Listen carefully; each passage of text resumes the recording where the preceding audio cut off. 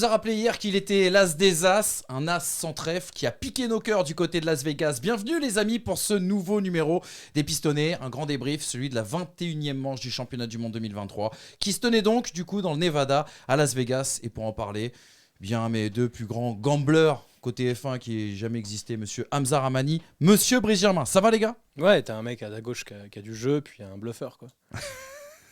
Est-ce que tu acceptes cette description ? Pas sûr. Pas du tout. Le visage Non, fermé d'Hamza. on a passé un très bon week-end. Super court. Super, Disclaimer ironie super pour GP, Hamza. super tout. Super Vegas. Formidable. Vive la F1. Vive la F1, celle qu'on aime. Celle qui va nous quitter, les gars. C'est l'avant-dernier débrief de cette saison. Est-ce qu'il y a un peu d'émotion ou plus du soulagement Ouais, il y a de l'émotion. Vivement la fin, en fait. Là, par contre, je suis très sérieux, franchement. C'est trop Il long. n'en peut plus, au bout du rouleau, Hamza 23 Ramani. 24 GP, là, sérieux. Tu reviens en 2024, rassure-nous, parce que là, je commence à avoir Attends, des mais doutes. On a vu une Ferrari dépasser une Red Bull. Ça te donne pas envie d'en voir plus ? Oui, mais comme chaque année, tu sais, à chaque fin de saison, en fait, on est tous excités parce que la fin de saison, et puis début 2024, t'as Red Bull qui va coller 1 seconde 5 à la concurrence, et puis... T'as arrêté d'y croire quand t'as vu Sébastien Vettel se refaire et puis partir, c'est ça ? Non, bien plus récemment. Mhm. Bien plus récemment. Tu sais, on dit beaucoup, il y a notre ami Walid Acharchour qui dit souvent le football est mort. Est-ce que la F1 est morte, Hamza ? Non, on va Non. pas aller jusque-là. Ça fait rassure. longtemps En tout qu'elle cas, est la morte. FOM et la FIA, oui. On va en parler de tout ça, les gars. On va en parler de tout ça dans cette belle émission. Juste en introduction, vous savez que je prends en otage cette émission depuis de trop nombreuses semaines et c'est la dernière fois. C'est mon dernier Non, coup. c'est l'avant-dernière fois, il y a C'est Abu Dhabi. Faut profiter. Oh. C'est mon dernier casse, puisque ça y est, le bébé est arrivé. La F1 en 80 tours, édité aux éditions Solar, coécrit bien sûr avec Guillaume Nedelec, il faut le rappeler. L'idée de ce bouquin, Brice, que je te l'ai offert samedi, et je veux tester de savoir si tu l'as lu. Explique-nous à quoi sert ce bouquin et pourquoi c'est le meilleur bouquin à avoir sous le sapin Attention, de Noël. 30 secondes. La F1 en 80 tours, c'est un ouvrage incroyable parce que tout d'abord, on ne décrit pas la F1 sous un terme chronologique, sous le prisme des champions du monde ou sous même le prisme de certains événements. Non, on décrit ça par rapport aux tours, par rapport à des tours spécifiques qui se sont déroulés durant ces 73 ans de championnat du monde de Formule 1. Et tout ça permet de voir par le prisme de l'instant, la généralité de la beauté de ces gladiateurs. Et ça, pour le coup, écoute, Emmanuel, ce bouquin, moi, je lui mets une note incroyable sur Amazon. Je ne l'ai pas acheté, mais pour autant, vraiment, je vous le conseille et je vais l'acheter pour mes proches. Il a été validé par les pistonnés, un seul, Emmanuel lui-même, c'est-à-dire qu'il s'est auto-validé. Mais... en l'occurrence, ce bouquin est incroyable et j'aimerais le renommer au vu du fait que ça fait 3 semaines que tu fais la promotion en la Formule 1 en 80 promos. Parce que pour le coup, je veux autant te dire que là, on en est au moins 42. Donc voilà. Écoute, c'est peut-être le seul livre que je sortirai de ma vie. Donc, Mais voilà, non je voulais en profiter. Mais non, on va j'espère qu'on en fera un tous les on va trois. en C'est le faire gros un. projet 2024. Je tiens à le signaler, mais voilà, allez dans les meilleures librairies. Et cet exemplaire, alors je vous fais pas gagner parce que je le donnerai à Hamza à la fin de cette émission. C'est mon petit cadeau. c'est gentil. Mais par contre, mercredi, on lance un petit concours sur les réseaux des Pistonnés. Restez connectés, notamment sur Twitter. On vous offrira plein d'exemplaires, je sais pas, mais au moins un, c'est une certitude. Et surtout, je peux vous le promettre, celui-ci, on vous l'envoie. Ah voilà, oui, c'est ça. Je voulais venir sur ce sujet Alors, parfois tu sensible. verras, Manu fait des dédicaces, c'est plus long que le bouquin. C'est une page en Oui, plus. j'ai vu ça, j'y C'est une étais, page en plus. Voilà, c'est une sans page en dédicace. plus, mais voilà, celui-ci n'est pas dédicacé encore, mais promis, il le sera. Foncez dans les bonnes librairies. Les gars, il y a une émission, il y a du sport quand même. On n'est pas une émission de littérature, Ah pardon. bah c'est Drucker, hein, là. Bernard Pivot n'est pas sur ce plateau. Alors, je vous propose qu'on découvre ensemble ce qui a retenu notre attention dans ce Grand Prix de Las Vegas, les 4 enseignements qu'on découvre ensemble. Leclerc, l'as qui pique ton cœur, parce qu'il nous a régalé hier, Charles Leclerc. Il a un petit péché de romantisme qui nous a plu et on en parlera sur ce plateau. Les jeux sont faits, ça y est, Sergio Pérez est vice-champion du monde. Il faudra une réaction là-dessus. On parlera aussi également de la lutte entre Mercedes et Ferrari dans le cadre du prochain rendez-vous, dernier rendez-vous de cette saison du côté d'Abu Dhabi. Et puis Ocon, c'est le jackpot, messieurs dames. Esteban Ocon qui a fait une sacrée remontée hier et on va en parler. Et puis Las Vegas qui s'en sort au bluff, point d'interrogation quand même, parce que on aura un peu vos avis sur ce week-end du côté de Vegas qui a fait couler beaucoup d'encre. Allez mon Polo, je sais que t'es prêt, je sais qu'il faut avancer. Jingle maestro.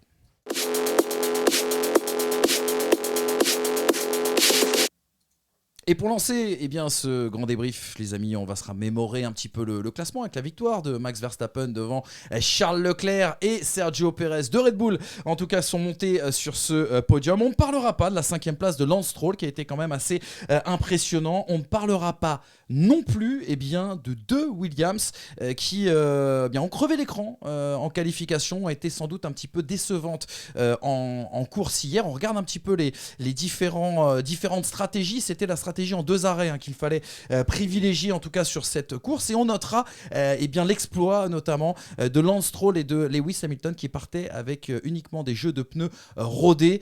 Exploit pour Lance Stroll, ça a été un peu plus compliqué pour Lewis Hamilton, mais on l'évoquera dans ce débrief. Les gars, juste un petit mot parce qu'il y a une écurie coup de cœur, une écurie que l'on suit depuis qu'on est petit, une écurie qui nous a fait vivre des émotions, c'est Williams en qualification. Hamza, j'imagine que ça a dû te régaler un peu moins lors de la course. Je m'y attendais pas du tout, notamment Logan Sargent, pour des raisons évidentes. On le voit depuis le début de la saison, l'écart de performance qu'il a avec Alex Albon. Alors je ne sais pas comment qualifier ça, je ne sais pas pourquoi, je ne sais pas comment il a réussi à faire cette performance, mais ça fait plaisir effectivement de voir un peu de renouvellement. Williams, c'est la seule équipe avec Ferrari, même si Sainz après coup a été pénalisé, à avoir amené ces 2 voitures en Q3. Même McLaren ne l'a pas fait, Red Bull ne l'a pas fait, Mercedes ne l'a pas fait. Williams l'a fait. Donc honnêtement, bravo, ça fait plaisir de revoir encore un peu, espérer le retour au premier plan à terme. On espère dans quelques mois ou quelques années de Williams, mais franchement, chapeau. Meilleur qualif depuis 2016. Explication de James Walsh après la course hier, où il nous expliquait que contrairement aux autres écuries, en qualification, ils ont réussi à mettre leur gomme en température assez rapidement. Par contre, c'est là où le bas blesse en qualification, parce que les gommes, justement, avaient tendance à beaucoup souffrir plus rapidement que les autres. Brice, ton avis sur justement cette perf de Williams ? Oui, après, encore une fois, c'est l'ADN de Williams depuis la reprise par Josh Capito il y a quelques années, 3 ans maintenant, de performer là où il faut performer. Le problème, c'est que performer samedi, pour être un Ferrarista, je sais que ça ne m'intéresse pas. Donc, moi, je trouve ça surtout bien pour Sargent, parce que il était sur une sellette après Zandvoort, Monza, tout ce triptyque-là. Même Singapour il y a quelques mois, et je trouve qu'il a fait les efforts et il a passé un peu le step qui fait qu'aujourd'hui il est moins loin d'Alex Albon, ou en tout cas moins dans l'évidence du fait qu'il faudrait penser à le remplacer. Aujourd'hui il fait quelques performances, évidemment la monoplace ne lui permet pas, mais c'est quand même un bond en avant, je trouve, réalisé de la part de Logan Sargent, et cette qualification en 6e position est réellement une signature de ces efforts-là et de ces améliorations-là chez Logan Sargent, je trouve. Exactement, il y aura une décision qui sera prise en fin de saison du côté de chez Williams. On a compris l'avis en tout cas de Brice, qui souhaite que l'Américain reste en Formule 1, en tout cas qui a prouvé ces dernières courses qu'il y avait quelque chose. On fonce sur le premier enseignement, les gars, le grand coup de cœur de ce Grand Prix de Las Vegas, c'est Charles Leclerc, l'as qui pique ton cœur, Leclerc au panache, sensationnel samedi en qualification, le seul d'ailleurs dans cette saison 2023 peut-être à avoir repris la tête à Max Verstappen. C'est bien, il aura fallu peut-être attendre 21 courses, le seul hors bien sûr pilote Red Bull. Excellent rythme. Il faut noter aussi également la progression de cette Ferrari qui a été moins gênée par le graining que les autres écuries. Il y a quand même un dépassement sur Verstappen, 2 dépassements aussi également sur Perez, avec une phase de préparation incroyable et beaucoup de panache à l'arrivée. Les seuls bémols qu'on retiendra sur la perf de Charles Leclerc, c'est cette sortie de piste lorsqu'il cède justement la 2e place à Sergio Perez, et puis la difficulté toujours de cette Ferrari à mettre les gommes dures en température. Et puisqu'on parle de Leclerc, parlons aussi également de son adversaire, Verstappen, qui a connu certes des embûches, mais qui l'a emporté quand même à la fin. Il y a eu les 5 secondes de pénalité avec l'incident sur Leclerc, on y reviendra un petit peu plus tard au départ. Les problèmes de dégradation sur son premier train de gomme médium, le crash aussi avec Russell, qui l'a peut-être sauvé, ça on aura l'occasion d'en parler. Et puis des nouveaux records, 18e victoire sur une saison, 20e podium, et d'autres stats qu'on vous donnera bien sûr un petit peu plus tard, lui qui égale bien sûr Sébastien Vettel pour sa 53e victoire en carrière. Leclerc, il vous a rassuré les gars, après une saison où on l'a, c'est vrai, beaucoup critiqué. Rassuré, on sait qu'il est capable de faire ça. On ne le voit pas faire ça par exemple sur 6, 7, 8 GP de suite. C'est le problème. Après, il a de la malchance, il y a des problèmes de fiabilité. Ferrari n'est pas une équipe exemple de tout reproche, et on l'a vu encore une fois sur le pit stop par exemple. Mais oui, en fait, c'est frustrant de se dire qu'il est capable de faire ça, et on ne le voit pas faire ça tout le temps. Ça me rappelle un peu certains pilotes Ferrari, comme Felipe Massa pouvait le faire à l'époque, où quand il était devant, il était intouchable. Où il était un maître de régularité et de sang-froid, et qui parfois quand il partait plus loin avait plus de mal à s'extirper des situations. C'est un peu ce que je vois avec Charles Leclerc. Après, la course d'hier elle est phénoménale, il n'y a rien à dire, mais est-ce qu'il y a quelque chose de nouveau dans cette manière d'appréhender les courses. Il est très fort. Il est l'un des joyaux bruts, et on le dit souvent avec Hamza, même catégorie que Russell, c'est des mecs qui peuvent faire des différences phénoménales et qui sont des pilotes incroyables. Mais encore une fois, là on n'est plus sur des aires où il n'y a pas un grand pilote qui domine. Là on a un Max Verstappen en face qui ne fait aucune erreur, ou en tout cas n'a aucun problème de fiabilité mentale. À partir de là, si tu veux battre ce mec-là, tu n'as pas le choix que d'être comme ça tout le temps. Alors, il y a des problèmes. Hier, la safety car, effectivement, ne l'aide pas. Mais au final, la petite erreur qu'il fait, c'est symptomatique d'un truc que n'aurait pas fait Max, par exemple. Donc, la course, elle est stratosphérique. Mais stratosphérique pour Charles Leclerc, oui ou non, sincèrement, pour ce qu'on a déjà vu de Charles Leclerc dans le passé. Je suis pas sûr. Je suis sûr qu'on a vu. C'est pas l'une de ses courses références. Si, mais on a vu un Charles Leclerc à 100% hier. Et 2023. Ouais, 2023, c'est peut-être une course référence. Mais 2019 Monza, est-ce que c'est pas aussi puissant, encore une fois Est-ce que l'Australie en 2023, 2022, c'est pas aussi puissant? Et moi, j'ai des courses comme Bahreïn 2019. C'est quand même, il y a des références.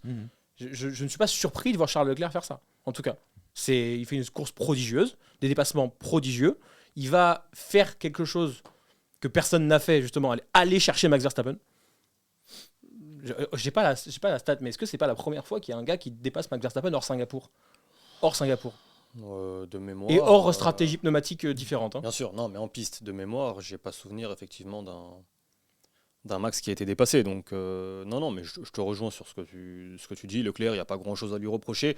La petite erreur qu'il commet par rapport à Las Vegas, je sais qu'on en parlera tout à l'heure. Moi, j'en tiens pas rigueur aux pilotes. Ni à Leclerc, ni à Norris pour son crash, ni à tous ces pilotes qui ont pu commettre des petites erreurs parce que situation particulière, conditions de piste particulières, je ne sais pas à quel point en fait ça joue et ça influe sur les incidents de ces différents pilotes. Même si effectivement, et tu le soulignes à juste titre, Max ne commet pas cette erreur, même dans des situations particulières. Donc sur la course, effectivement, il n'y a rien à lui reprocher. Je trouve qu'il est aussi aidé, sans lui enlever le mérite de son dernier dépassement au dernier tour sur Pérez, mais par la naïveté de Sergio Pérez. C'est vrai. C'était le dernier endroit où il pouvait se faire passer, et il ouvre la porte, il permet quand même à Leclerc de se jeter. Surtout que personne passe à l'extérieur là. C'est-à-dire donc, que si c'est ça, en fait tu te mets à l'intérieur, c'est terminé. Donc c'est vrai que j'ai pas trop compris son comportement à Sergio Pérez, mais tant mieux, Leclerc en a profité. Et c'est bien que pour une fois ça tourne dans son sens. Oui. Maintenant, en fait, ce qui manque à Leclerc et ce qui manque aussi à Ferrari, c'est la régularité pour, sur une saison, peut-être pas déjà les taper max, mais être au moins le meilleur des autres, ce qui n'est pas encore. Parce que quand même se retrouver avec 188 points et 7ème du championnat quand tu es capable de faire des courses comme ça, et que tu as... Alors la monoplace n'a pas toujours été au rendez-vous, mais il n'est pas à sa place, Leclerc, au championnat. Bien sûr, après il n'est pas à sa place du tout. Il peut encore finir 4ème parce qu'il a 12 points de Sainz et de Alonso. Maintenant, effectivement, il est aussi aidé par la progression de Ferrari. Sur la seconde partie de saison, Ferrari je crois que Mercedes avait plus de 50 points d'avance à la trêve, 56 il me semble sur Ferrari. Aujourd'hui, il y a 4 points d'écart. Donc Leclerc est aussi aidé par la compréhension justement de Ferrari de sa monoplace. Maintenant, encore une fois, par rapport à Las Vegas, il n'y a pas grand-chose à lui reprocher. La qualif qui sort, fantastique. Carlos Sainz aussi a répondu présent en qualif.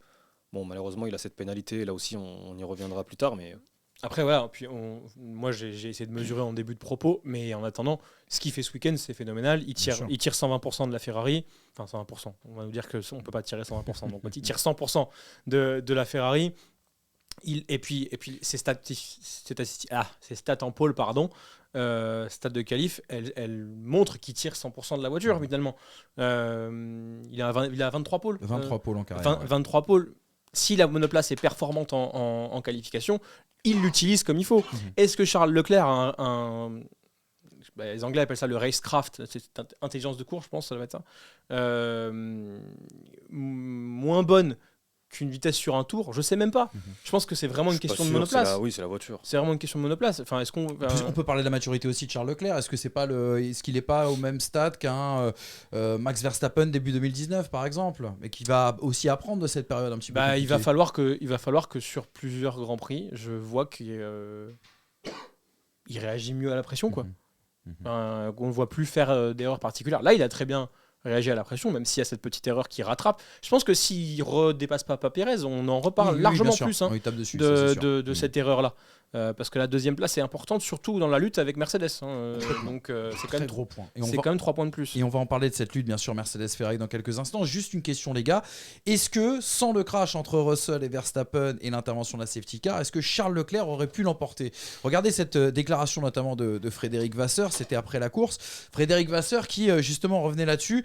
On est un peu déçu de finir deuxième parce qu'on double 3 fois la Red Bull en course. Quand vous dépassez 3 fois une Red Bull, normalement, vous gagnez. On a peut-être été un peu trop prudent avec les pneus durs en début de relais.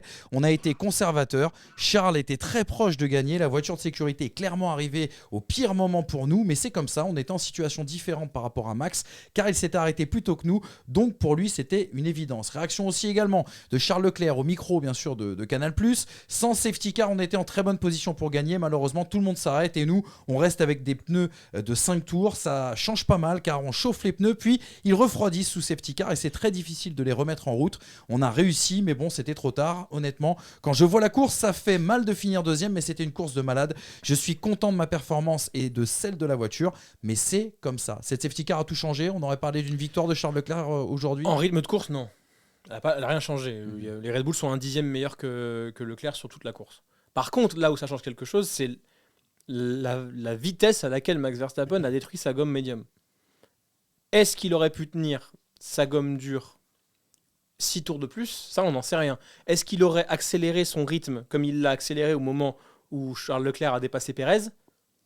Ça, on n'en sait rien. Et du coup, alors cette safety car, elle n'aide pas Charles Leclerc, elle ne détruit pas sa course pour autant, parce qu'il n'y a que 5 tours sur les gommes. Par contre, elle permet à Red Bull de gommer son désavantage pneumatique vis-à-vis de Ferrari, qui, elle, pouvait continuer sur les médiums certainement encore un bout de temps. Donc, je ne pense pas que Ferrari aurait eu la victoire quand même, parce que le rythme sur les hards, la manière d'utiliser et de comprendre ces pneumatiques hard de la part de Red Bull, ça fait la différence. Et je pense que si on avait pu faire une course soft medium, Ferrari aurait pu gagner. Mais sur une course medium hard, la Ferrari n'arrive pas à utiliser ces hard. Je crois qu'il met 7 tours à les chauffer pour arriver au rythme de Verstappen. C'est trop. Et même après sur l'utilisation, la fenêtre est trop faible pour que Leclerc puisse les garder à un rythme où il peut suivre Max Verstappen. Je suis pas forcément d'accord avec toi. Je pense sincèrement que sans voiture de sécurité, bon après il reste quand même une moitié de course à gérer. Ouais, clairement. Mais en fait ça a cassé la dynamique, pas forcément du pilotage, mais sinon comme il le dit de la température pneumatique. Verstappen aurait dû lui aussi remonter, peut-être une stratégie à 2 arrêts. Enfin, Il y a ça. Je pense que oui, la voiture de sécurité coûte la victoire à Charles Leclerc si on passe une seconde partie de course classique, entre guillemets, sans autres événements majeurs. Maintenant, c'est aussi la Formule 1. Exactement. Ça fait partie des règles, ça fait partie de ce qu'on a habitué. Sur le rythme en hard est vraiment meilleur du côté de Red Bull. C'est ça qui me fait dire que je suis. Oui, mais on ne sait pas à quel point la voiture de sécurité contribue à cela. Ouais, puis on rappelle Parce aussi Verstappen que s'arrête au stand. on parlait de Verstappen, mais il est en galère sur son premier relais. Ils étaient très étonnés entre guillemets que l'avant droit sur ses pneus médiums ne tiennent pas le coup comme ça a été le cas. Et par contre, là où je te rejoins à la rigueur sur potentiellement la victoire de Charles Leclerc, c'est que Max Verstappen, il est relativement loin de la Ferrari au moment où il y a la safety car. Quand il se bat avec Russell, c'est pas se battre avec des pilotes pour les remonter après une safety car où il va être tout le temps dans leur train arrière. C'est là, il y avait quand même de l'écart entre les pilotes. Et je crois qu'il y avait, au moment où Charles Leclerc s'arrête, il me semble qu'il y a 29 secondes 5 ou 30 secondes, sachant que l'arrêt coûte 21 secondes. Ce qui fait 8 secondes quand même. Russell avait undercuté Max Verstappen. Russell n'était pas ridicule en termes de rythme de course. Effectivement, là-dessus, tu vois, je me dis que peut-être Verstappen aurait dû plus taper dans ses pneus pour revenir. Et du coup, il y a ce genre de choses-là. En rythme, non. Moi, je suis pas d'accord. Je pense qu'en rythme, Red Bull avait quand même un meilleur rythme si tu prends la comparaison medium-hard. Mais effectivement, avec les événements de course et le fait de devoir remonter, peut-être que c'est plus difficile à faire. que ce qu'ils ont fait là. Et là, je te rejoins. Et peut-être aussi, et là, je vais mettre un tout petit tir à Charles, la manière dont on parle de la naïveté de Pérez sur le dépassement de Charles Leclerc, je trouve qu'il y a eu la même sur le dépassement de Verstappen sur Leclerc. Je trouve qu'il n'y a pas eu... Pas assez de résistance. Bah, pas la même. Pas la même que sur Pérez. Exactement. Les gars, parlons de Verstappen. C'est important de le dire. Des nouveaux chiffres sont tombés, des nouveaux records sont tombés. Je propose de les regarder ensemble. Chaque week-end, c'est la même litanie. 20 victoires pour Red Bull sur une saison, ça n'avait jamais été fait. 18 victoires pour Verstappen sur la même saison, ça n'avait jamais été fait. 20 podiums sur la même saison, c'est inédit aussi. Et puis, je le disais, Verstappen qui égale Sébastien Vettel, 53e victoire en carrière. Juste un mot, c'est le vainqueur du jour. Et pourtant, on l'a vu en difficulté ce dimanche. Bah... Et vraiment Vraiment, oui, je trouve, ouais. Bah, honnêtement, il n'a pas gagné avec 30 secondes d'avance, quoi. Complètement. Ouais, ça, c'est la première chose. Pour autant, il a gagné sereinement. Il prend une pénalité en rappel de 5 secondes. Il se fait accrocher par George Russell. Bon, on l'a dit tout à l'heure, ça sauve un petit peu sa course. Ça n'a pas été une balade tranquille quand même, comparé aux autres victoires de 2023. La Formule 1 est un jeu qui se joue à 20 et à la fin, c'est Max qui gagne. En fait, peu importe les situations de difficulté, il y a toujours un moment où en fait il va être en utilisation 100% de sa monoplace et de son talent et qu'en fait il va faire une différence. Moi, il y a un moment qui m'a assommé, c'est quand il passe Charles Leclerc et qu'on lui demande de sortir de l'aspiration. Oui. Et sur 5 tours, il assomme Leclerc. Il l'assomme. Et je me dis que même si la Red Bull du coup est de moins en moins parfaite et du coup permet de moins en moins à Max d'assommer tout le monde, il y a toujours une fenêtre. Quoi ? Non, en fait, elle est de moins en moins parfaite parce qu'elle n'évolue pas depuis cet été. Ah oui. En fait, c'est ça. Bah bien sûr, mais j'ai pas dit qu'il se trompait. Hein. Oui, non, mais ce que je veux dire, c'est que c'est ce que je disais en début d'émission, c'est qu'en fait, là, il y a une sorte de petit espoir, cette petite musique du ah bah Leclerc, il est pas loin. Ah bah Hamilton, ah bah Russell, ah bah Pierre-Paul, je te dis pas loin. Et en fait, début 2024, je crains vraiment qu'on prenne tous une gifle. Et c'est pour ça que je te dis que Verstappen gagne avec facilité, c'est que il se fait titiller par Leclerc, mais à l'instant où on lui demande d'accélérer, il l'assomme. Et sur 5 tours, et ça suffit. Et à la fin, on dit il finit à 2 secondes 0, mais à la fin, il est au ralenti pour attendre Pérez. Donc, oui, c'est vrai ça. Donc, est-ce que au final, il a gagné avec difficulté il a gagné, ou il a dû mettre un petit peu au plus vu des circonstances, c'est vrai. Mais ça renforce l'idée de domination. La voiture, elle bouge pas depuis Spa. Par rapport à Leclerc sur le dernier tour, seulement le dernier tour, Leclerc qui signe son meilleur tour lors du dernier tour en 1:35.6. Verstappen, il perd 2 secondes. Ça veut dire que potentiellement, il finit à 4 secondes. Si tu veux aller sur ce terrain-là. Donc... Et 4 secondes, à mon avis, je te dis, quand tu regardes les rythmes de course, il y a un moment, il élève tout pendant 3 tours et après, il arrête. Non, mais ça suffit. Après là où je trouve que Max est en difficulté, c'est que malheureusement, au départ, il n'a pas réussi à freiner sa voiture parce que effectivement. Justement, on a beaucoup dit, mais ça c'est intéressant que tu en parles, Hamza. On a beaucoup dit qu'il avait changé, Max Verstappen. Préparez vos claviers, etc. Regardez les deux déclarations justement concernant l'incident du premier tour. Il faut y revenir même assez rapidement. On a Max Verstappen qui nous dit: nous avons tous les deux freiné assez tard pour défendre la position. J'étais un peu à l'intérieur, mais dès que vous êtes hors ligne ici, l'adhérence est très faible. Et c'est ce qui s'est passé, j'ai freiné et il n'y avait pas d'adhérence. Je ne voulais pas pousser Charles hors de la piste, mais je ne pouvais pas ralentir. J'ai continué à glisser sur les 4 roues au large. C'est pourquoi nous avons dû aller plus loin. Réaction de Charles Leclerc, vous allez voir, qui est plutôt beau joueur.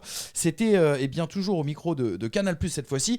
Il a été pénalisé, il a payé la pénalité et je pense que c'était la bonne à infliger. Mais selon moi, dans ce genre de situation, il serait préférable que la FIA demande à restituer la place, car je pense qu'il y a tout un avantage à prendre soin des pneus quand on roule devant, notamment grâce à l'air libre. Du coup, c'est la bonne ou c'est pas la bonne pénalité? Je comprends pas, Leclerc. Je pense qu'il aurait préféré que sachant qu'en plus Max il a gagné plus de temps. Donc c'est pas la bonne pénalité. C'est pas la bonne pénalité. Sachant qu'il a gagné plus de temps au stand. Oui, avec ces 5 secondes là. Avec ces 5 secondes là, tout à fait. Moi, je veux bien, mais lui dit qu'il aurait peut-être un peu plus préféré être devant. Non, mais l'argument de Verstappen est bon. Qu'il n'y ait pas d'adhérence à l'intérieur, avec les températures fraîches, etc. Non, moi je pense vraiment qu'à ce moment-là, parce qu'on a déjà vu Verstappen plus malin en écartant, mais lui-même sort de la piste. Donc voilà, en fait, moi ce que je veux comprendre dans les règles de la Formule 1, c'est à quel point. J'aimerais qu'on m'explique en quoi ça, ce n'est pas un dépassement hors piste, par exemple. Mais c'en est un. Là, tu tires un avantage, le fameux sortir de la piste et gagner un avantage. Il a eu une pénalité. Là, pour moi, tu sors de l'avantage, tu prends 5 secondes. Est-ce que 5 secondes est la pénalité suffisante? À partir du moment, et là je rejoins totalement Leclerc, aujourd'hui, c'est pas seulement être devant. Combien de fois on a vu des pilotes qui dépassent, qui prennent 5 secondes et qui en fait mieux vaut rester devant parce que tu as un rythme plus important, parce que la dégradation pneumatique sera différente, etc. C'est ça qui est frustrant en fait, c'est que la pénalité, faut peut-être de la même manière, il y a une dizaine d'années, comme pénalité c'était ou limite ou rien ou drive-through, on a incorporé ensuite les 5 secondes, les 10 secondes. Peut-être qu'il faut incorporer la pénalité, rendre la place. Oui, mais le problème, encore une fois, c'est une question de rythme. Selon le rythme des deux monoplaces, la pénalité n'aura pas le même impact. C'est-à-dire que si tu demandes de rendre la position alors que Leclerc, il va déjà la récupérer au DRS suivant, 3 tours après au DRS, ça ne sert plus à rien la pénalité, il vaut mieux prendre 5 secondes. Alors qu'à l'inverse, si justement la Red Bull est une seconde au tour plus rapide, rendre la position est plus intéressant. Donc en fait, est-ce qu'il y a... En fait, les pénalités, elles n'auront jamais le même impact en fonction du rythme de la monoplace qui est en face. Donc, est-ce que les 10 secondes de Lewis Hamilton à Silverstone 2021 sont suffisantes quand tu sais qu'il y en a un qui finit pas et l'autre qui va quand même gagner tellement la voiture est dominante. Donc là-dessus, c'est un peu compliqué de savoir quelle est la bonne pénalité. Alors, on juge de la bonne pénalité quand on voit le bon résultat de la course derrière. On juge si on se dit que la manière dont ça a été pénalisé a rendu justice au pilote qui a souffert de la manœuvre. Donc, tu vois, par exemple, Russell, Verstappen, personne se dit que 5 secondes, c'est bien ou pas bien. On se dit, c'est normal. Tu vois. Alors que là, les 5 secondes, t'en parles parce qu'effectivement, il y a un côté rendu de position qui fait qu'il gagne un avantage sur quelque chose, sur l'air libre, sur les pneus, machin et tout. Et on peut se demander si s'il avait été derrière Leclerc, il n'aurait pas dû s'arrêter 3, 4, 5 tours plus tôt à cause de justement cette surchauffe de la monoplace et du coup du graining. Ou peut-être qu'il aurait dépassé au tour suivant, on ne le sait pas. Oui, mais ce que je veux dire, c'est que c'est dur à c'est juger pas la même quand chose. même. 5 secondes et rendre la position, selon le rythme, ce n'est pas la même chose. Moi, il y a un deuxième élément que je veux évoquer, mais j'en parle depuis des semaines, mais on me prend pour un fou, donc c'est pas grave, c'est l'un de mes combats. Le premier, ça reste la réalisation, là, vous inquiétez pas. La qualif, Esteban Ocon, Max Verstappen. Alors on me dit, ouais, mais bon, Esteban Ocon, il a dépassé Max Verstappen avant l'entame du tour. Je vous invite à regarder la caméra embarquée d'Esteban Ocon sur les 30 dernières secondes avant l'entame de son tour de qualif. Il y en a un qui décide de s'arrêter au milieu de la piste et de laisser passer personne.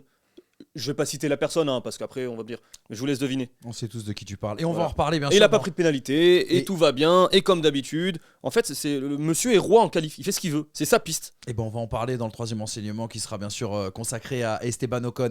Refermons déjà le premier et partons sur l'autre information de ce week-end. Sergio Pérez est officiellement vice-champion du monde de Formule 1. Sergio Pérez sauvé par la safety car. Alors il y a eu l'erreur de Red Bull en Q2 en qualification qui a occasionné son départ depuis la 11e place. Lui qui était quand même impliqué dans le crash du premier virage avec notamment Valtteri Bottas et Fernando Alonso, aidé aussi par la première safety car provoquée par l'ami Lando Norris, puisqu'à ce moment-là il était passé par les stands, il était reparti derrière avec notamment des pneus durs et il a vu l'écart fondre. Lui qui avait également un gros rythme qui lui a permis justement sur ses gommes dures de prendre la tête dès le 21e tour et puis sauvé une deuxième fois par la safety car, celle provoquée par l'incident Verstappen-Russell qui lui a offert un arrêt gratuit. Alors il l'a expliqué après, Sergio Pérez, il manquait un petit peu de vitesse en ligne droite parce qu'il avait mis beaucoup d'appui sur cette Red Bull et donc il avait un déficit de vitesse maximale par rapport notamment à la Ferrari de Charles Leclerc. Et puisqu'on parle de Sergio Pérez, il faut quand même toucher un mot sur son rival Lewis Hamilton qui a connu un week-end véritablement dans le dur, lui qui a été éliminé en Q2, accroché par Carlos Sainz aussi également au départ. Il y a eu un autre contact avec Piastri qui a flingué complètement sa stratégie, son premier relais notamment en hard, qui l'a obligé à repasser par les stands dès le 17e tour. Checo vice-champion. Qu'est-ce que ça vous inspire ? On rappelle avec cette stat aussi également que c'est historique, c'est la première fois dans l'histoire de l'écurie Red Bull qu'ils mettent leurs deux pilotes aux 2 premières places. Ça vient refermer une saison historique, on l'a dit, pour les Autrichiens. Moi, ça m'inspire que c'est un vice-champion du monde par défaut. Parce qu'il n'y a jamais eu une seconde force claire et nette qui s'est dégagée cette saison. Je parle même pas de l'écart entre Red Bull et les autres. Je parle de la bataille pour les places d'honneur entre McLaren, Aston Martin, Ferrari et Mercedes. Il y a eu trop d'écart entre les circuits et de performance pour ces monoplaces-là pour qu'un Sainz, un Leclerc, un Russell, un Hamilton, un Norris, un Piastri, un Alonso, pas un Stroll, mais tous ces pilotes-là puissent lutter. Pour moi, tous ces pilotes-là font une meilleure saison que Checo Pérez. Dans l'impression notamment Hamza. Oui, mais avec cette voiture-là, il lui suffit de 5 courses bonnes pour au final assommer tout. Du coup, je te pose une question en tant que Brice qui regarde les Grands Prix. Est-ce que tu préfères... Pas celui qui court en carte. Hein. Non, mais est-ce que dans ces cas-là, je Il comprends. est pas bon celui-là. Est-ce que tu préfères avoir ce type de saison avec... Je sens qu'il y a un message de Thomas Dufont dans la radio de Brice Germain. Est-ce que tu préfères avoir ce type de saison avec une lutte plus ou moins, en tout cas une hiérarchie changeant tout au long de la saison pour la deuxième force, la troisième force du plateau, ou avoir une écurie, Ferrari par exemple, qui est du début à la fin deuxième force du plateau, qui sécurise tous les podiums, et du coup Pérez qui arrive troisième ou quatrième, mais t'as pas non plus de bataille pour le podium. Ne te méprends pas. Je suis pas dégoûté de la saison. Au contraire, la lutte pour la P2 au constructeur a été vraiment une des choses les plus intéressantes de cette saison. Le fait de voir une McLaren pouvoir jouer le podium, et puis une Aston, et puis une Mercedes, et puis une Ferrari, ça a été le sel de cette saison. Ça n'a pas été la P1. En revanche, je trouve ça permet d'offrir un honneur à Sergio Pérez cette saison, qui est le titre de vice-champion du monde. Qu'il ne mériterait pas. Non. Et je pense que c'est un des plus moches vice-champions du monde de l'histoire, après 92 et le titre de Mansell. Oui, c'est vrai, 92, c'est la bonne. Franchement, Il y a beaucoup qui disent il est pire que Irvine 99. Moi, je trouve que Irvine était un beau vice-champion du monde. en c'est 99. mieux. Hein. Ouais. Alors 2099, en fait, il y a 22 Grands Prix, il y en a 17 où il est mort. Allez, il y a des petites exceptions, parce que là, effectivement, il a bien roulé. Et il est quasiment dans le rythme de Verstappen. Il a un dixième en dessous un peu moins d'un dixième en dessous de Max. Donc, il a très, Mais très sans bien la roulé. safety, il est nulle part. Hmm. Il a 9 éliminations. Hamza, Sans les deux, Hamza, même. Hein. il a 9 éliminations en Q2. 9 Tu parles de quoi? Tu parles de Las Vegas ou de sa saison? Parce que là, on parle de Las Vegas. Tu viens de me dire... Mais bah là, il a pas été éliminé en Q2 là. Non, là tu me dis, il a fait une La bonne faute de Red Bull, course, hein, cette et puis fois-ci. il a totalement été sauvé par la voiture de sécurité, sans ça il n'existe pas. Donc je te parle de la course de Las Vegas. La course de Las Vegas, il fait un départ cataclysmique. Il se retrouve derrière en 16e ou 17e position. Il aurait remonté, Je suis pas sûr qu'il soit responsable à 100%, mais... Il serait remonté N'importe. comme Sainz. Il aurait fini 6e. Il aurait pas fini devant comme ça. La safety car le sauve. Viens pas me dire le contraire. La safety Je suis car, pas c'est une d'accord. aubaine pour Pérez. C'est une aubaine pour Pérez, bien sûr. Dans la manière, puisqu'à ce moment-là il est leader, la voiture de sécurité lui permet, je crois, de ressortir deuxième. Ouais, Juste deuxième, devant juste Leclerc et derrière derrière... Leclerc. enfin, Et juste derrière juste Gasly. Leclerc derrière est devant Leclerc. Gasly. Juste Gasly, derrière. ouais. Hein. C'est-à-dire C'est que il repart queue à queue. Hein. Forcément, Non, mais- grâce à la safety car. En fait, encore une fois, mais c'est le combat à l'époque que je menais avec Bottas. Sergio Pérez n'est pas responsable de son manque de talent par rapport à Verstappen, et il n'est pas responsable du fait que les autres écuries ne parviennent pas à avoir une monoplace suffisamment performante pour mener une lutte au championnat face à Verstappen. Du coup, et moi le premier, en début de saison, je me disais Pérez peut-être qu'il va pouvoir jouer et lutter avec Verstappen. Manifestement, ça n'a pas du tout été le cas. Donc Pérez, il est responsable peut-être de nous avoir fait rêver sur les 4 premières courses, mais à mes yeux, il n'est pas responsable de ne pas pouvoir lutter sur 23 ou 24 courses, je ne sais jamais. 22 cette année. Ouais, 22 courses, oui c'est vrai. Il n'est pas responsable sur 22 courses de ne pas pouvoir lutter avec un pilote de la trempe de Verstappen, et il n'est pas responsable du fait que Norris, Hamilton, Russell, Leclerc, Stroll, Alonso, Sainz, qui j'ai oublié, tous les 18 autres pilotes, peu importe, ne soient pas, eux, soit à la hauteur, soit n'aient pas la performance au niveau de la monoplace Mais pour lutter. Tu sais bien ce que je veux dire. Prends 2007. Alonso, il termine 3e au championnat. Ouais. Ou c'est Hamilton? Non, deuxième. C'est Hamilton Deuxième, qui un termine point devant 3e. Hamilton, ouais. Je sais plus qui termine. Mais si, je te jure. Hamilton, c'est. Bref. Il termine égalité, deux. Hamilton et... Où ils sont à égalité, t'as Oui, raison. il me semble que les deux sont à égalité. Je crois qu'Alonso termine 3. Et Kimi est un point devant. D'accord. Et je vais prendre Alonso exprès. T'as Alonso qui est pas vice-champion du monde. Pour un point. Le vice-champion du monde, il est beau. C'est Hamilton. Il a fait une saison de malade. C'est un beau vice-champion du monde. Il y a une belle lutte. Est-ce que tu trouves que Hamilton 2007 mérite le même titre de vice-champion que Pérez 2023? Alors, je vais Tu vois prendre... ce que je veux dire ou je vais pas? prendre, je vais prendre une idée. Avec toi. Je vais prendre une idée enfin, c'est ton maître à penser en Formule 1, Kimi Raikkonen. Moi, ce qui m'intéresse, c'est qui est champion du monde. Complètement. Voilà, et en fait, pas seulement qui, mais comment, la manière. Voilà, après de savoir la manière, moi, honnêtement, dans 20 ans, je me souviendrai pas de Pérez, vice-champion du monde 2023. Mais comme je me souviendrai pas de Charles Leclerc 7ème cette saison, s'il termine 7ème. Moi, c'est en fait le déroulé de la saison. Je me souviendrai qu'en 2023, Sergio Pérez, par rapport à Verstappen, il n'a pas répondu présent, mais parce que l'autre, c'était un monstre. T'as eu du col x2 en point. Hein. Non, mais après, il faut quand même. On a eu 120 débats Pérez, on a donné toutes les circonstances. Enfin, j'ai l'impression que ton discours évolue parce qu'aujourd'hui, Pérez est vice-champion du monde. Mais je trouve qu'il mérite pas, c'est tout. Ouais, Je trouve qu'Hamilton mérite 100 fois plus un titre de vice-champion du monde. sur l'impression, je pense que Oui, mais à t'écouter, même Alex Albon, il mérite plus que Pérez Non, sur cette peut-être saison. pas, quand même. Non, mais Hamilton, Alonso. Pour moi, c'est les deux qui mériteraient à la rigueur. Après, les gars, il y a quelques semaines, j'ai l'impression que Sergio Pérez, on l'avait à peu près tous enterré. On l'imaginait au fond du trou. On l'imaginait incapable de rebondir et justement de contester ce titre de vice-champion du monde à Lewis Hamilton. Est-ce que là, quand même, il n'y a pas un petit peu de mieux? Est-ce qu'il n'y a pas un peu plus de satisfecit, notamment sur ce dimanche? Tu as parlé des circonstances, mais c'est pas anodin, mine de rien, quand même. Je trouve que c'est pas anodin qu'il valide ce titre de vice-champion du monde, même s'il est honorifique. Parce que je te dis, il y a quelques semaines, en plein cœur de l'été, on se faisait du gros souci. On s'est posé même la question si Sergio Pérez n'allait pas être à un moment donné C'est le rétrogradé chez AlphaTauri. C'est le premier podium depuis Monza. Mmh. Podium ou P2 non, je suis con. C'était P2 ou c'était doublé, je sais plus. Ouais, Bref. c'était doublé à Monza, Ouais. doublé Red Bull. Enfin, tu vois, la dernière deuxième place, elle date de Monza. Mmh. C'est loin. Complètement. Et je sais pas. Non, mais est-ce qu'il ne faut pas quand même marquer le rebond psychologique de ce garçon qui a vécu l'enfer aussi? Attends. Je ne trouve pas des circonstances atténuantes, mais il a vécu l'enfer en interne, la pression populaire, etc. etc. Là, aujourd'hui, Le Mexique, il sort... le crash. Oui, complètement, mais il sort quand même une belle perf ce dimanche. Il valide ce titre de vice-champion du monde. Moi, je te dis, il y a quelques semaines, on était quand même très inquiets pour Sergio Pérez. Et finalement, Mais- Au-delà de savoir. Parce que finalement, je vais globaliser, hein, pour un sportif de haut niveau, la gestion de la pression, ça doit faire partie de ton arsenal. Voilà, il y en a qui la gèrent moins bien que d'autres, ça fait partie des personnalités, etc. C'est aussi important que ton cardio. Hein. À mes yeux, je suis totalement d'accord avec toi. Enfin, ça dépend des sports, mais oui, quand même.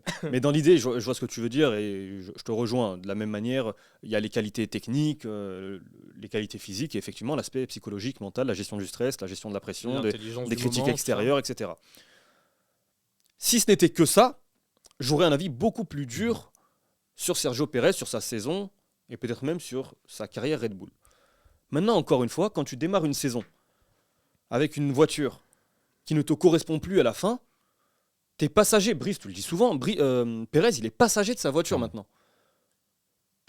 Que peux-tu reprocher à un pilote qui est passager, aussi exceptionnelle soit-elle la voiture, s'il n'arrive pas à la faire performer, s'il n'arrive pas à rouler avec, que peux-tu lui reprocher? Mais ça, on est d'accord. Ça, on est d'accord tout à fait. Mais alors, il y a un truc qui, moi, me plaît pas, c'est de dire que, au vu du podium d'hier et de la P3 d'hier, Sergio Pérez va mieux. Je suis désolé, il fait une course classique de Sergio Pérez hier, en partant loin parce qu'il galère à utiliser le potentiel maximal en qualification. Non, je ne sais pas pourquoi ils l'ont arrêté plutôt en C'est la qualif. faute de Red Bull qu'il arrête à 4 minutes de la fin de la Oui, Q2 enfin, ça, et il ne peut pas ressortir.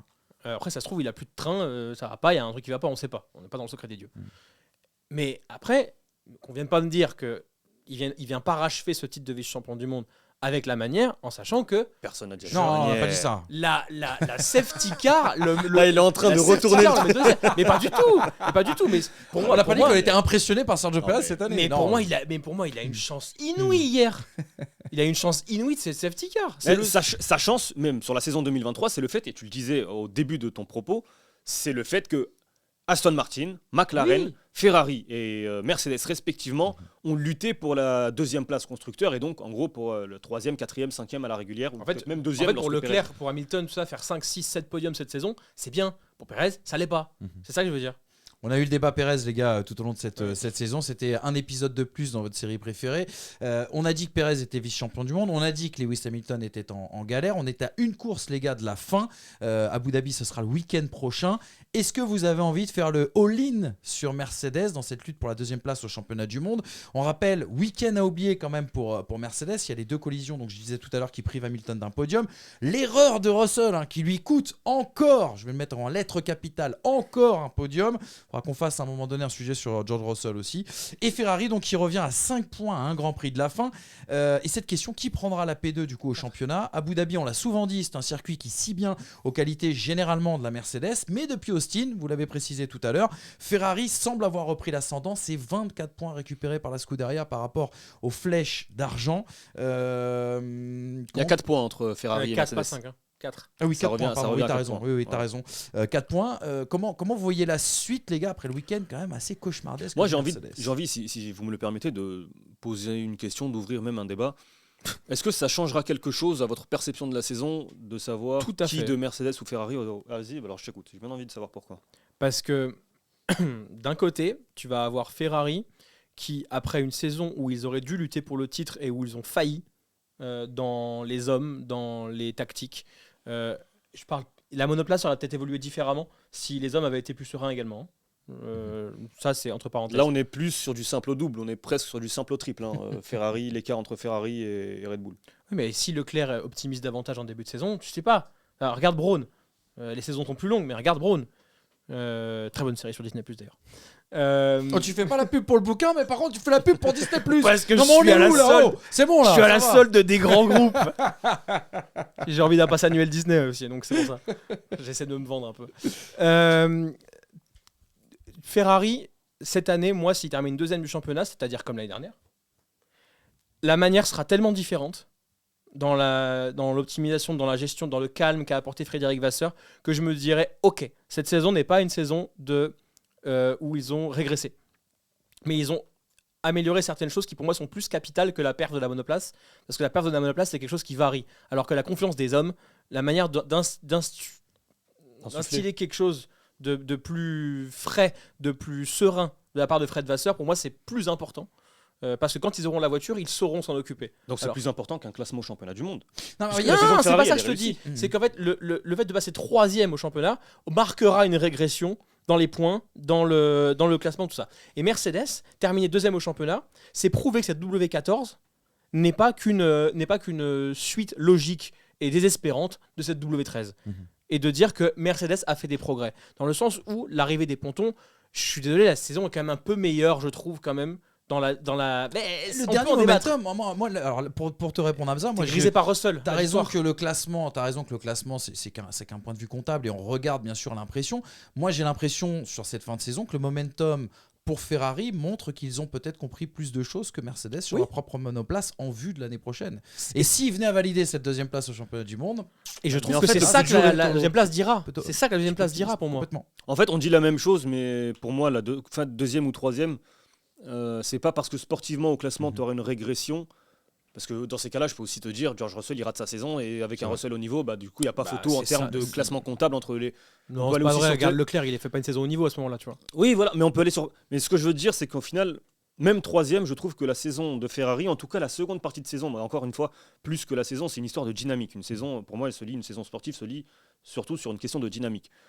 Par rapport à la Oui, c'est seconde vrai. partie de saison de Ferrari, j'estime en fait que non seulement ils sont sur le bon chemin, mais en plus, qu'ils terminent deuxième avec 10 points d'avance ou troisième avec 10 points de retard sur Mercedes, pour moi, ça ne changera rien au fait que Ferrari progresse sainement, a gommé les erreurs majeures que l'on avait vues en 2022 et peut-être est en train de construire donc des bases sereines pour 2024. Je vois ce Donc que la tu veux saison dire. elle est positive. Même si tu termines troisième et que tu régresses au championnat, pour moi la saison elle est positive.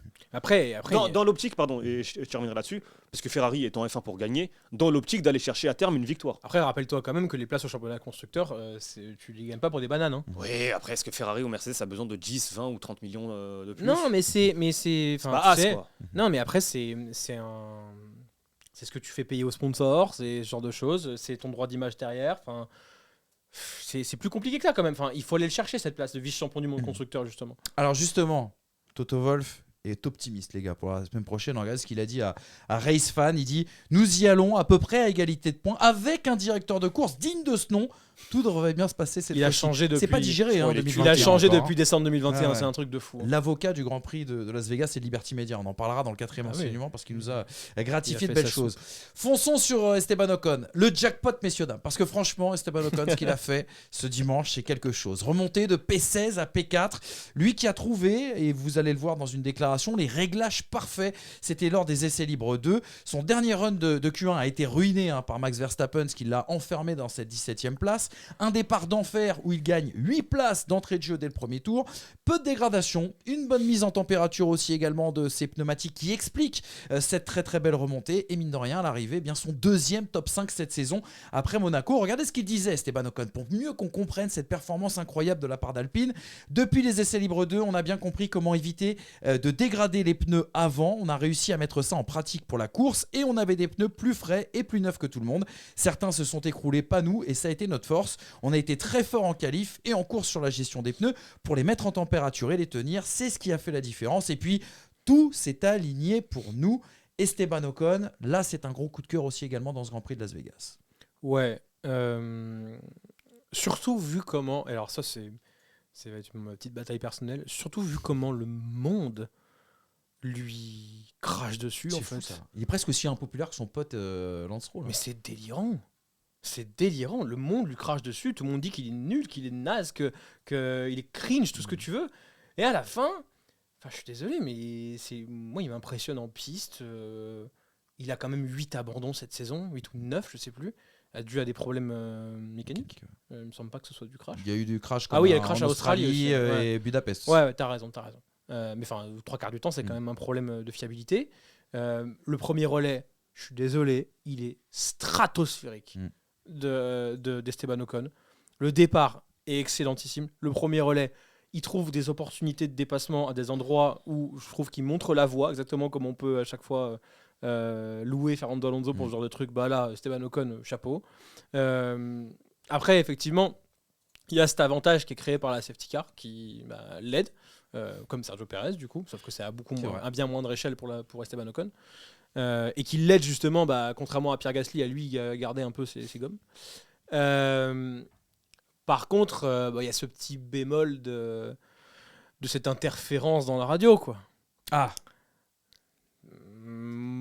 Toi, ça t'a gêné ?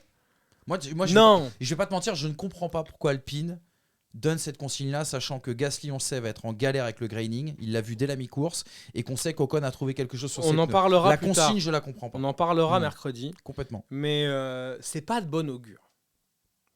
C'est-à-dire que D'accord. là, c'est pas problématique. Là. Mais ce genre de comportement n'est absolument pas de bon augure pour un jour. Alors, il a dit, pour vous donner les explications, on ne le croit pas, il dit qu'il n'a pas entendu la consigne de manière claire. Il a juste entendu position et pas hold the position. Moi, ce qui m'inquiète, c'est la justification derrière de Famin. Ah bah on l'a si tu veux. Tu la veux ? Bah vas-y. Ah bah incroyable, on va le lire. Bruno Famin, le boss intérimaire de Alpine, qui nous dit, c'est à la fin de la course, qui disait sur le micro de Canal+, au micro de Canal+, oui c'était très bien, finalement un peu d'initiative de la part des pilotes, ça fait du bien. C'était ce qu'il fallait faire, Esteban a eu raison. Et d'ailleurs Pierre ne s'en est pas plaint, il savait très bien que c'était la bonne chose à faire, donc il n'y a pas d'histoire là-dessus. Donc il est en train d'estimer, enfin il estime et il l'annonce publiquement, peut-être pour s'éviter une polémique aujourd'hui, mais en fait ça va lui retomber dessus plus tard. Pourquoi ? Parce qu'il est en train de dire aux pilotes et d'envoyer le message au monde entier que les pilotes ont le droit de ne pas écouter ce qu'on leur dit à la radio. Et que les pilotes ont le droit, comme à Suzuka, d'hurler à la radio. Sur ce que dit Famin, il a totalement raison. Ocon, il devait le faire et il l'a fait et bien lui en a pris. Et si Gasly ne s'en est pas plaint, c'est tant mieux. Mais moi je suis Pierre Gasly ou je suis Esteban Ocon, je lis cette déclaration, je me dis écoute, si ça arrive dans 3 mois, dans 6 mois, dans 9 mois, peu importe, si à ce moment-là, moi j'estime, et sincèrement, pas juste pour ma course personnelle, mais si à ce moment-là je suis derrière mon coéquipier et j'estime sincèrement que pour ma course et pour l'équipe, le bon choix c'est de ne pas écouter la consigne d'équipe, du coup je vais faire quoi ? Je vais me permettre de le faire. Et c'est à ce moment-là que tu auras un problème. C'est pour ce que tu dis est juste, c'est que c'est un problème qui peut trouver son origine aujourd'hui, mais on en verra les conséquences dans les prochaines semaines et dans les prochains mois. Et on en parlera d'ailleurs des conséquences, et déjà mercredi. De faire un premier bilan mercredi, où on vous posera la question de savoir qui vous a fait la meilleure impression de Pierre Gasly et d'Esteban Ocon, et on parlera un peu plus de ce line-up qui est peut-être l'un des seuls satisfaits de Alpine cette saison. Mais la bataille entre les deux, moi j'ai beaucoup apprécié. Elle était propre, très propre, les deux se sont laissés de la place, mais n'ont pas voulu lâcher. ça s'est plutôt bien passé, et honnêtement, tant mieux. La performance d'Ocon, juste pour boucler là-dessus, qu'est-ce que ça dit cette performance ce week-end de Esteban Ocon, sans la mettre forcément en comparaison avec celle de Pierre Gasly, mais ça saute aux yeux, dans la mise au point de cette voiture. On disait l'année dernière, le gros point d'interrogation avec le départ de Fernando Alonso, on se disait qui va avoir le leadership technique sur cette voiture. Laurent Rossi avait dit on prend Pierre Gasly parce qu'on sait qu'il a un feedback important et qui peut nous aider justement, qui peut être le leader technique de cette écurie. Tu prends encore en considération les déclarations de monsieur Je les rappelle aux gens qui l'auraient oublié. C'est fort ce qu'il a fait Esteban Ocon en termes de réglage. Après, on ne peut pas considérer que Gasly sera un leader technique après 10 mois de présence dans l'écurie. Bien évidemment. Esteban Ocon a 3 ans d'expérience sur cette monoplace. C'est pour ça que je voulais focus vraiment sur Esteban Ocon parce qu'on a rarement mis en valeur ses talents de metteur au point. Oui, en fait, et pourtant. Esteban Ocon se plaint de son châssis depuis plusieurs semaines, voire mois, sur l'utilisation d'un certain châssis. Tu es en train de me dire merci Las Vegas? Attends. Parce qu'il a des infos inside. Ah. Et tu sais qui ça peut venir. Laurent Rossi himself, si vous ne l'avez pas chez vous. Non, le faux, Laurent Sim Racing. Donc Esteban Ocon se plaignait de son châssis et ce qui s'est passé avec la plaque d'égout en EL1 lui a fait changer le châssis, le fond plat et le châssis. Et en faisant ça va beaucoup mieux. Alors il y a la gêne en Q1 et le rythme d'Esteban Ocon est très bon durant les essais et après il a déroulé en course. Ça rappelle un peu Autriche 2021. Mais tu vois, je me plains de mon châssis, Ça vous rappelle pas Grosjean qui dit je ne veux pas les évolutions de la Haas, elle est bien mieux à Melbourne, et quand on lui file ça va beaucoup mieux. C'est que en fait ou Ocon en Autriche. Ocon Autriche 2021, oui, tu te souviens au Castellet. Oui aussi, c'est vrai, t'as raison. Que tu vas au Castellet, où il venait de changer le châssis, ça allait beaucoup mieux en 2021. Exactement. Donc, voilà les gars, en tout cas pour cette partie Ocon, cette partie française, Cocorico, un top 4 pour notre ami Esteban Ocon. Dernier point, et celui-ci il est important. Il est temps de faire le bilan de Las Vegas. Premier bilan, la F1 à Las Vegas. Il y a eu énormément de critiques, on en a fait partie. Max Verstappen aussi. C'est à 99% du show, à 1% du sport. Il y a Sainz et Ocon qui évite le pire en essai libre 1 avec cette bouche d'égout qui va d'ailleurs provoquer la colère des fans qui n'auront vécu que 8 minutes d'essai libre 1 avant d'être chassés du circuit à 1h30 du matin, heure locale, malgré le tarif prohibitif qu'ils avaient payé pour être là. Cette piste sale, cette piste froide, cette piste sans adhérence et cette piste couverte d'huile, paraît-il, sur la grille de départ. C'est ce que nous a raconté en tout cas Carlos Sainz hier après la course, puisque vous savez, pendant la parade des pilotes, on est sorti des vieilles américaines, sauf que les vieilles américaines, elles sont un peu percées au niveau du tuyau, d'à peu près tout. Et elles ont laissé de l'huile, et cette huile aurait été, selon Carlos Sainz, à l'origine notamment de sa toupie avec Lewis Hamilton. Et puis, ça c'était avant le dimanche, avant le premier virage surtout, il y a ce dimanche qui, aux yeux de tout le monde, aurait apparemment tout rattrapé. Beaucoup d'actions. On n'a pas eu le chaos annoncé avant le week-end du fait notamment de ces températures basses et ce problème d'adhérence. Et puis, cette idée qui a été développée notamment par toute la presse anglo-saxonne dans la nuit, est-ce qu'il n'y a pas à Vegas des problèmes à résoudre, mais surtout un réel potentiel? Votre avis sur ce week-end à Vegas? Est-ce qu'il faut retourner à Vegas, les gars? Déjà, on n'a pas le choix. Contractuellement, c'est oui. On n'a pas le choix déjà. Je vous rappelle qu'on a pris le pouvoir de la Formule 1 depuis. Ah, c'est vrai. Moi, patron de la F1, on serait jamais à Vegas. Franchement, on aurait annulé vite. Non, mais. C'est quoi le bilan in fine? Moi, j'excuse toute clownerie à partir du moment où c'est irréprochable sur la sécurité, le sportif et la tenue d'un événement. La rigueur de la tenue d'un événement comme un Grand Prix de Formule 1. Parlez pas de Bob l'éponge dans la sphère. Vraiment, mais bref. Là, ça n'a pas été le cas. Alors, on veut te vendre du show, tout ça, machin. Moi, j'ai aucun problème avec ça. Mais je vous attends ailleurs. En fait, je ne vais pas me lancer dans la préparation d'un ossobuco si je ne sais pas faire un steak haché. Tu me plais. Si je ne sais pas faire un steak haché, je ne vais pas me lancer dans la préparation d'un ossobuco. En l'occurrence, mettez la viande au frais et faites-la cuire de bonne manière avant de vous lancer dans un plat 3 étoiles, les gars. Là, la FIA n'est pas foutue de vérifier une plaque d'égout à temps ou de le faire avec suffisamment de temps pour bien le faire. On installe une sphère où il va y avoir des couleurs qui vont gêner les pilotes, tout le monde le dit, on n'en a rien à foutre et on laisse ces couleurs-là. On fait payer aux hôtels des taxes pour pouvoir voir le Grand Prix. Résultat, on ruine l'économie locale avec 88% de fréquentation au moins sur les hôtels. On abat des arbres alors que pendant ce temps-là au Castellet, on demande d'avoir pas de bouteilles en plastique. Arrêtez. apprenez à faire un steak. Vraiment, apprenez à faire un steak avant de faire un ossobuco, les gars. Vraiment. C'est-à-dire que ils reprochent tout à tout le monde et ils ne tiennent pas rigoureusement la tenue d'un Grand Prix. Alors, on est berné par hier. Toi, tu l'es pas, je sais. Mais on est berné par hier. Dans le sens où, sportivement, c'est une bonne course. Les tracés simples, les tracés moches donnent en fait du spectacle. L'Outer Track, c'est un tracé moche de Bahreïn. C'est un tracé simple. Et pourtant, il donne un super spectacle. Monza est un tracé très simple. Pas moche, mais tracé très simple. Et pourtant, il donne du spectacle. Les tracés comme Austin sont très beaux, mais avec le grip qu'il y a là-bas, avec la dégradation qu'il y a là-bas, ça donne moins de spectacle que des tracés comme ça, où au final, tu peux tout donner parce que c'est trop simple, trop facile. Donc, je comprends. Sportivement, on s'est marré, on s'est amusé, c'était bien. Mais après, en fait, encore une fois, j'accepterai Las Vegas et toutes ces facéties le jour où ils me garantiront qu'ils sont à la hauteur d'un Hockenheim pour organiser un Grand Prix. Pour le moment, c'est pas le cas.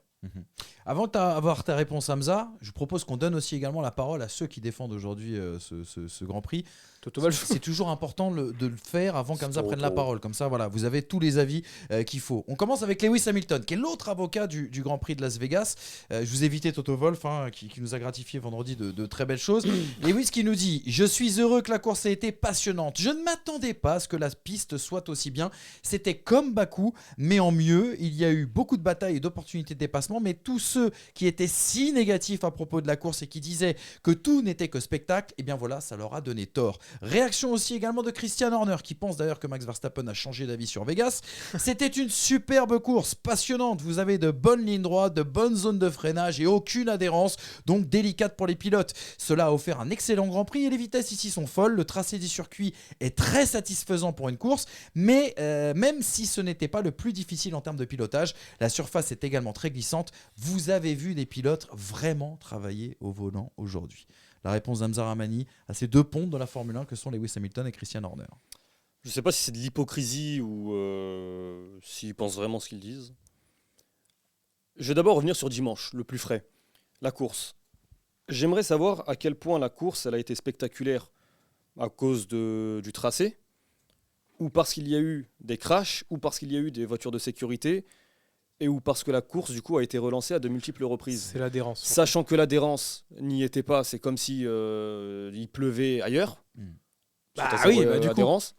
Mais oui, mais en fait, on en revient toujours à la même chose. Ça veut dire que à quel point est-ce qu'une course elle est spectaculaire, le coefficient de spectacularité, est-ce que tu le places sur le tracé en lui-même ou est-ce que tu le places sur le fait qu'il n'y ait pas d'adhérence parce que tu as fait une course au Castellet le 25 décembre, peut-être que tu auras la même course. Oui, mais comme la Turquie, par exemple. Après, il y a une chose. Oui, la Turquie. Attends, excuse-moi, mais la Turquie, c'était quand 2020, 2021 2020. Turquie 2020, pourquoi est-ce que la course est spectaculaire ? Parce que tu n'as pas d'adhérence. Parce qu'il y a zéro adhérence. Complètement. Oui, mais alors. Et que ça remet le facteur pilote un peu au premier plan, c'est-à-dire le coup de volant et les réglages. Là, tu as l'adhérence qui est pas bonne et tu as aussi un tarmac qui est super lisse, donc qui dégrade pas les pneus. Résultat, ça offre aux écuries le fait de pouvoir taper dans la gomme plus longtemps. Et du coup, d'avoir des pilotes qui sont moins à l'économique d'habitude. Donc, ça, c'est bien. Les lignes, moi, je suis d'accord avec Horner sur ce qu'il dit. Les longues lignes droites et les grandes zones de freinage, c'est bien. Il y a eu... Et franchement, c'est un tracé de 2023, quoi. Un tracé où tu as des lignes droites, 90 degrés, des lignes droites, 90 degrés. Mais... Ouais, aujourd'hui, il faut faire ça. Aujourd'hui, il faut faire ça pour dépasser en F1. Non. Faut avoir des giga lignes droites, DRS, clac, clac, clac, clac. C'est les épingles à cordes tardives cette saison qui fonctionnent énormément. Tu regardes ce qu'on a là, le premier virage, les doubles trajectoires que tu peux avoir à l'intérieur pour essayer de tenir. On a vu ça où cette saison aussi. Jeddah non. Au Qatar, Jeddah, non, au Qatar. Ouais. Au Qatar, t'as raison. Au Qatar, on s'est régalé sur cette course-là. À Miami, je crois qu'il y a ça aussi. Enfin bref, c'est des tracés qui conviennent aux monoplaces actuelles. C'est malheureux parce que ça ressemble absolument à rien par rapport à un circuit classique de F1. Et force est de constater qu'à l'heure actuelle, ces tracés-là nous provoquent plus de spectacles que des tracés comme Barcelone, par exemple. Moi, j'aimerais bien voir surtout cette course le 25 juin.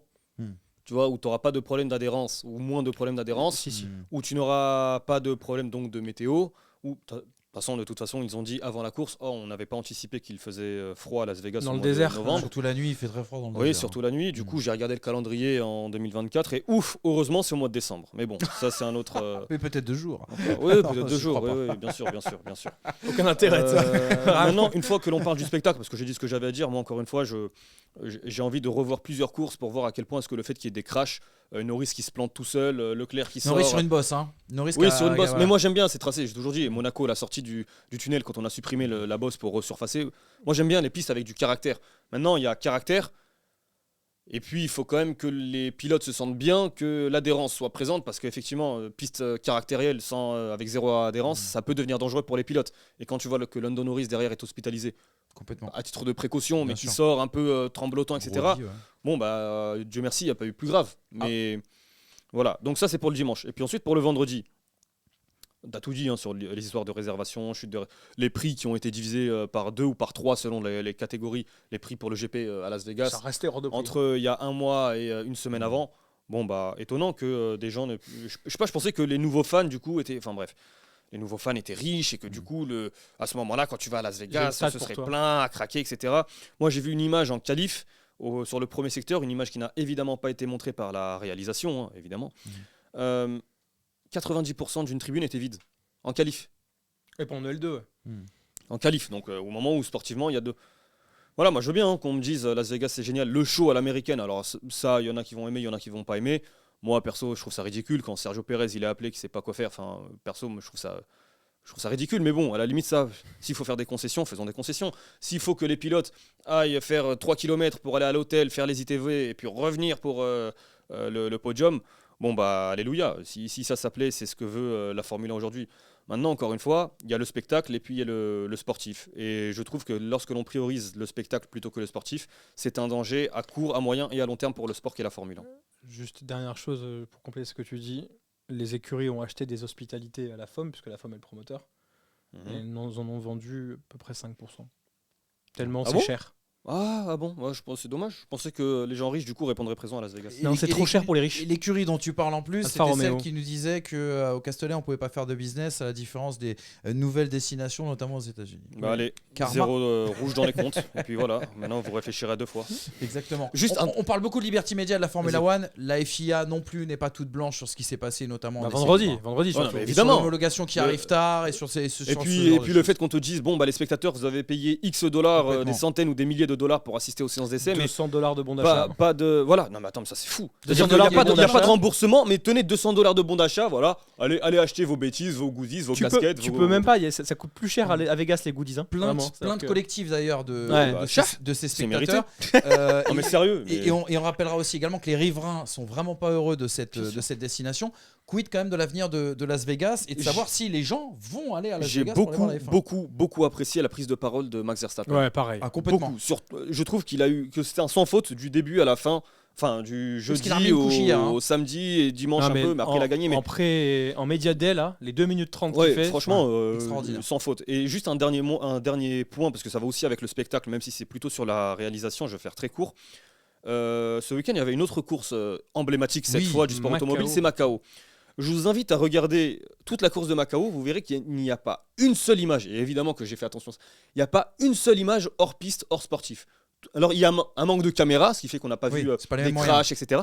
Mais il n'y a pas une seule, on voit pas les spectateurs, I love Isaac Hadjar, I love machin chouette, ça n'existe pas ça. On a 100% de pistes. C'est tout simplement ce que je réclame en Formule 1. C'est tout. Exactement, c'est le bon C'était exemple génial. de réalisation. En Et tout c'était cas, génial. par Hamza Armani, le débat sur la réalisation, on est en train de construire un peu le truc. Je pense qu'il arrivera dans les semaines, mois qui viennent, en tout cas avec des experts, des spécialistes. Allez, on avance les gars. Les classements à l'arrivée de ce Grand Prix de Las Vegas. Il ne restera qu'une seule course à vivre dans cette saison 2023. On a le champion, on a le vice-champion, on a le champion des constructeurs aussi. Là où il y a de l'enjeu, on l'a dit, cette bataille entre Mercedes et Ferrari, avec ces 4 points d'écart entre ces deux écuries. Il y aura aussi également une bataille entre McLaren et Aston Martin, parce qu'Aston Martin a repris un petit peu de terrain sur McLaren pour savoir qui sera la 4e force bien sûr de ce championnat. Et puis une autre bataille, AlphaTauri, Alfa Romeo et Haas, ça pourrait se décanter avec Williams aussi également sur cette dernière course. Et puis la 10e place, Stroll qui fait 2 fois 10 points, puisque c'est la première fois de sa carrière où il signe 2 fois des top 5. il a 11 points d'avance sur Gasly, donc il a potentiellement sécurisé le top 10. Exactement. Si vous n'avez pas eu assez de F1 à la fin de cette vidéo, vous nous dites toujours que c'est trop court, eh bien, on vous propose d'autres choses, bien sûr, à regarder, et notamment cette émission Pole Position, c'était sur Winamax. On avait commencé le débat justement sur la F1 à Las Vegas. C'était au lendemain, bien sûr, des problèmes de plaques d'égout. Et avec ce très joli titre, ça vous l'aura rappelé, bien sûr. Et puis, si après ça, vous êtes toujours en manque de Formule 1, sachez qu'on revient mercredi avec le MAG. 2 gros topics. Ocon Gasly, qui vous a le plus impressionné dans cette saison 2023. On commence à tirer les bilans. On parlera aussi également de MotoGP avec ce duel entre Bagnaia et Martin. À qui le titre en MotoGP? Margot viendra nous en parler. Ce sera avec grand bonheur. Merci les gars. À mercredi, tranquillou, pour la nouvelle vidéo enregistrée le lundi. On ne vous la fait pas à vous parce qu'on est toujours habillés de la même manière. D'ici là, prenez soin de vous. Et pas parce qu'on est crado. Ouais.